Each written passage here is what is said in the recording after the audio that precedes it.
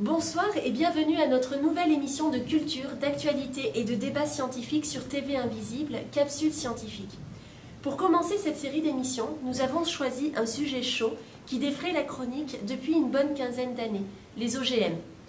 Les avis sont souvent très tranchés sur le sujet. D'une part, les pro-OGM qui voient dans ces organismes une solution à des questions et des problèmes importants de notre société, comme la lutte contre la pollution ou même contre la famine.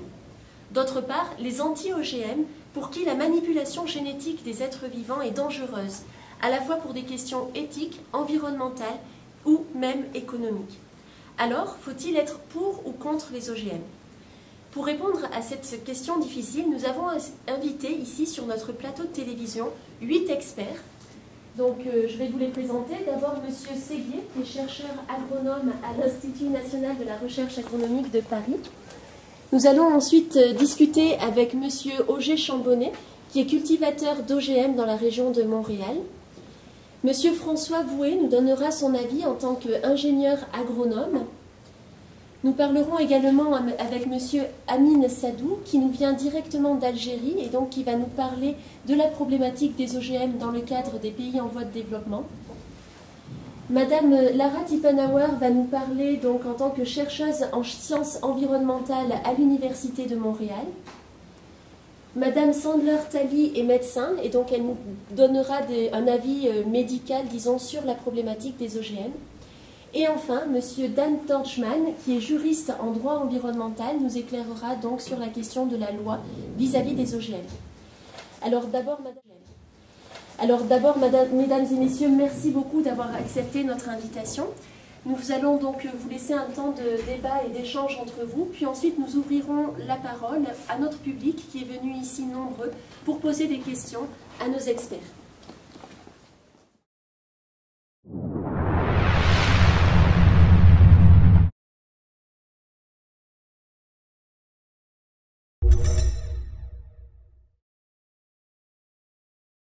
Oui, tout à fait. Donc tout d'abord, un OGM, c'est un organisme génétiquement modifié, aussi appelé transgène. Le but est d'introduire un gène dans une plante. On va appeler ça le gène X. On l'introduit dans la plante pour lui donner les caractéristiques dont elle a été issue. Donc pour créer les OGM, il y a deux sortes. Le premier schéma, ça montre deux gènes qui sont ensuite introduits ensemble pour donner une culture. On fait pousser, ensuite on la transfère dans une cellule végétale et on la fait pousser.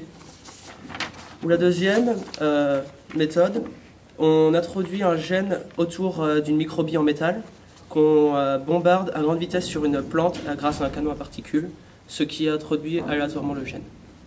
Monsieur Voué, est-ce que...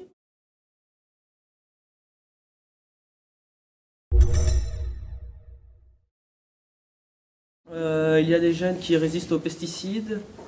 Il y a aussi des gènes qui résistent aux parasites, tels que les sauterelles et les coquerelles. Il y a aussi des gènes pour rendre, par exemple, la peau des tomates plus dure pour qu'on puisse les ramasser grâce à une machine. Très bien, merci. Eh bien, pour vous répondre, oui, tout à fait. Il existe le rétrocroisement, qui consiste à croiser différentes espèces de plantes afin d'assimiler certaines caractéristiques. Donc il y a reproduction entre différentes plantes, c'est-à-dire c'est fait par l'homme. Et finalement, au fil de ces reproductions, on arrive à une plante qui a des caractéristiques spécifiques meilleures que la plante de départ. Donc si je comprends bien, les OGM ne sont pas inéluctables. Il existerait d'autres techniques pour pouvoir améliorer les plantes, les variétés végétales.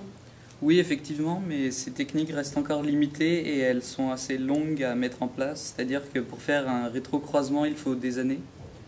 C'est long et donc ça peut être plus rapide avec des OGM. D'accord. Et donc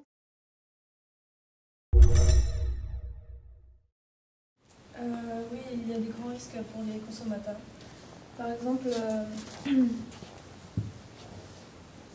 il y a beaucoup de risques d'intoxication, des réactions allergiques, surtout pour les animaux qui vont être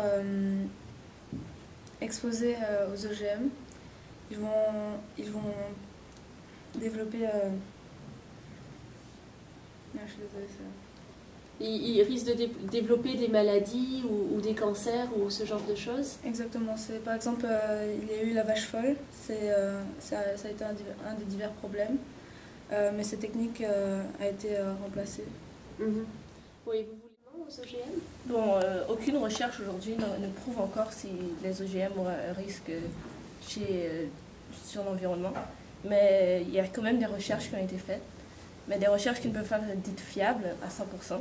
Mais cependant, on dit que les OGM pourraient être responsables de la pollution de l'environnement, du développement de plantes résistantes par dissémination, ou encore des plantes qui naissent tout simplement déjà modifiées à cause des OGM proches, des plantes OGM proches, à cause du pollen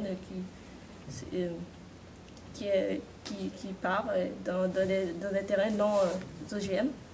Et aussi, on dit qu'elles seraient parfois responsables peut-être de la disparition d'espèces végétales et également de la modification de l'équilibre de l'écosystème. C'est très inquiétant. Oui, bien sûr. Ben, écoutez, comme on dit Monsieur Auger et Madame Sandler-Tali, les OGM soulèveraient plusieurs avantages ainsi que des désavantages. Des avantages surtout pour l'agriculteur. Par avantage, je dirais surtout parce que les OGM permettraient l'obtention de nouvelles variétés plus rapidement que de façon naturelle. Aussi, l'introduction de nouveaux gènes dans le patrimoine d'une espèce peut lui donner une résistance à certains maladies notamment virales. Pour le consommateur, il s'agirait pas mal aussi de la médecine.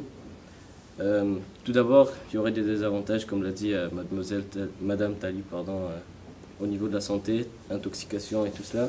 Est-ce que vous pourriez...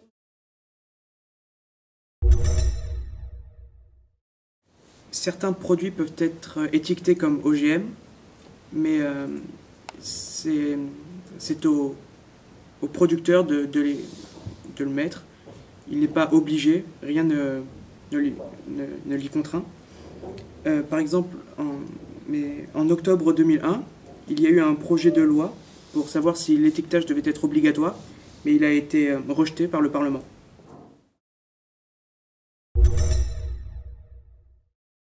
Finalement, plutôt que d'être pour ou contre les OGM en général, il semble important d'analyser au cas par cas chaque organisme génétiquement modifié. Nous avons vu que certains OGM pourraient être envisagés pour soigner, bien que ça risque encore ça doit être encore prouvé.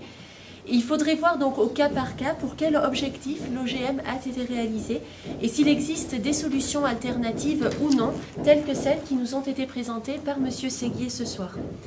Le principe de précaution stipule que tant qu'une activité humaine comporte un risque qui n'a pas été confirmé scientifiquement, mais pour lequel il existe une probabilité, alors il vaut mieux renoncer à cette activité. Peut-être serait-il sage d'appliquer ce principe pour les OGM. Un grand merci à nos invités et à notre public pour leur participation à cette émission. Un grand merci aussi à Julien Blé et à Agnès Setchero pour le soutien technique sans lequel cette émission n'aurait pas pu avoir lieu. Merci et à bientôt sur notre plateau.